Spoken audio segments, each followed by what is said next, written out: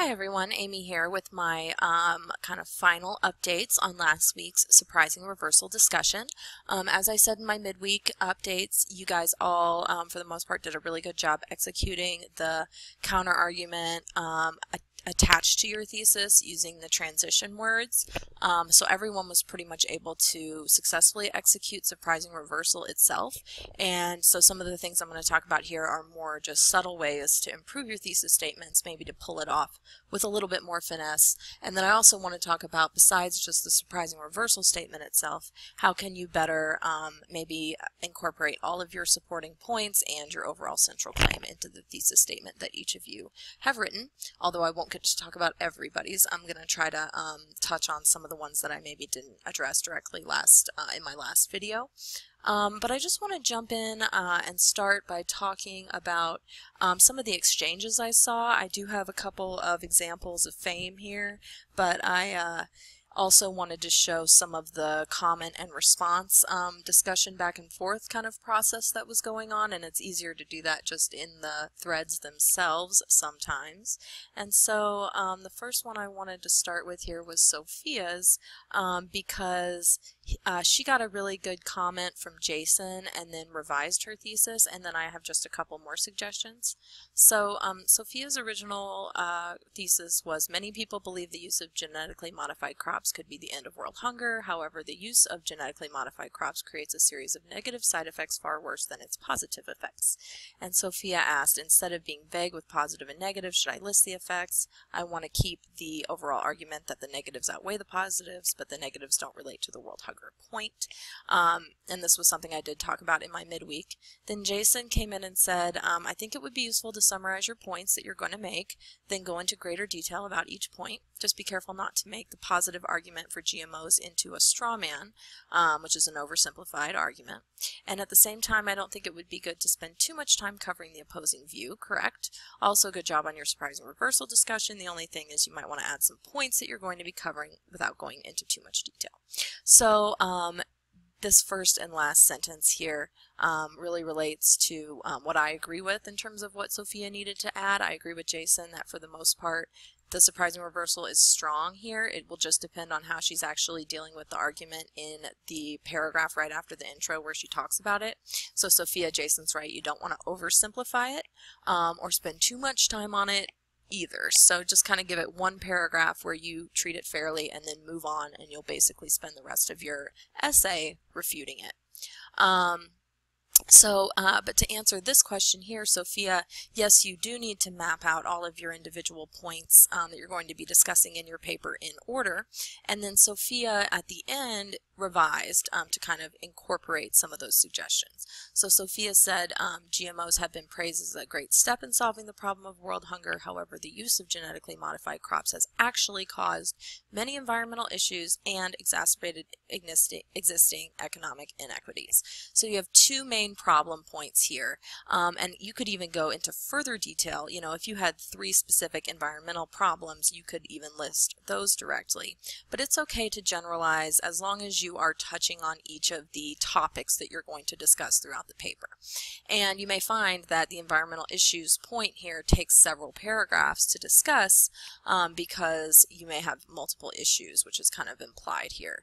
And then you would need to, after that, go into talking about how it's exacerbated some existing economic inequalities, of course, to follow along with this thesis. And then the only other thing that I think would need to be added to this thesis and the ultimate argument to make it a lot stronger would be the actual overall kind of central claim to unify these points. So it's kind of that relationship between problem and solution that I was alluding to earlier in the week. But if you're going to list out some problems, it's going to seem like you're just complaining unless you can come out and offer a solution. And so this is just kind of something we're already familiar with from our everyday lives, right?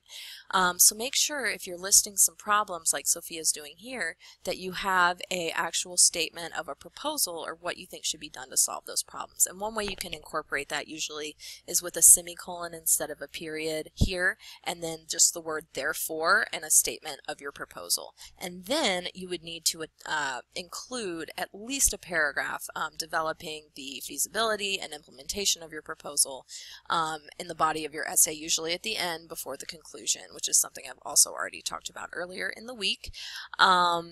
you know, you'll need to have some sources there to back up your proposal and some evidence that this might be a good thing to do, or it's something that's been done elsewhere and worked, or something like that. And that just kind of adds complexity to the argument. It'll also help you meet that length requirement, but it really makes the discussion more logical because, as I said, you're not just listing a bunch of problems without anything to be done. So it really helps if you can say what you think should be done, and that would be your overall central claim to kind of unify all of these points. I also wanted to pop into Nicole's thread because she said she was still unsure if she had worded it correctly. She got some good feedback from Stephen that I think gave her an interesting perspective and some ideas for counter-arguments, and she thanks him for that here, but she wasn't sure if it needed to be worded better. I would say overall it is worded effectively. You know, many people, or specifically parents, tell their kids video games can rot their brain, they should do something productive. However, playing video games will encourage this, and this. So these are like the main points you would want to develop in support of, your argument in the body of the essay. And first you would just kind of want to attend to that counter argument that video games rot your brain, which really is one of those big overarching counter arguments that's good to use for surprising reversal, which is what I'll touch on in just a second. I would say, though, Nicole, that this still also needs that overall central claim proposal statements to kind of unify everything in your thesis and make it a little bit more exigent and logical. I know that these aren't problems you're stating here. These are actually good things, but kind of in the same way as I was saying before, anytime you're going to say, well, video games are good in this, and this way, then I'm, as a reader, going to be thinking, okay, well, so what? What should I then do based on those points that you've made? So if you want to say here something like, you know, therefore children should be encouraged to play video games, or children should be exposed to video games if they are interested, or something like that, because you also wouldn't want to say that all kids should have to play video games all the time, and so you kind of want to specify here exactly what you think should be done in a proposal section, just like I was talking about for Sophia's thread before and for her thesis before. Okay, so let me jump into what I thought were some of the interesting things that came up in comments and reflections since I last checked in with my midweek updates. One comment here that I wanted to pull out was particularly interesting. This person said, "Thanks for the great comments. A question I had for you all, though. When I was writing my surprising reversal, I had a hard time choosing which counter-argument to use. Mine had so many different counter-arguments to use: professional integrity, sanctity of life, potential for abuse, etc. And I was wondering if anyone else encountered that. If so, how did you decide which one to use, or do you think using multiple counterpoints could be effective?" So I wanted to highlight this comment because this is definitely something I've been getting questions about this week, and something that I know a lot of you guys are probably struggling with. So let me try to explain in a little bit more detail here. So basically, the rule is that you want to address counterarguments as soon as they come up in your reader's mind. And so if you're going to include a counterargument using surprising reversal in your thesis itself and give that counterargument a in-depth treatment in a paragraph right at the beginning of the body of your essay, that should be only for counterarguments that would immediately pop into your reader's brain as soon as they are introduced to your topic. So just kind of like the big, almost cliche, very widely held among your audience counterarguments that relate to your overall argument as a whole, not to any of your more specific kind of supporting points that you'll be touching on along the way. So a couple of examples, you know, I think the one we just mentioned with Nicole's thread, I think it was, with video games will rot your brain. That's a good example. So like, you know, parents hear the word video games, they think it's going to rot your brain. It's pretty automatic. I think Stevens is another one with the legalization of marijuana topic. A lot of people, you know, they hear the word marijuana, they think gateway drug. So that's not necessarily tied to any of the more distinct supporting points that Stevens is going to outline in terms of the potential medical benefits, but it's more a counterargument to the consumption of marijuana as a whole. And so those are the big overarching kind of large-scale counterarguments that you would use surprising reversal for in your thesis.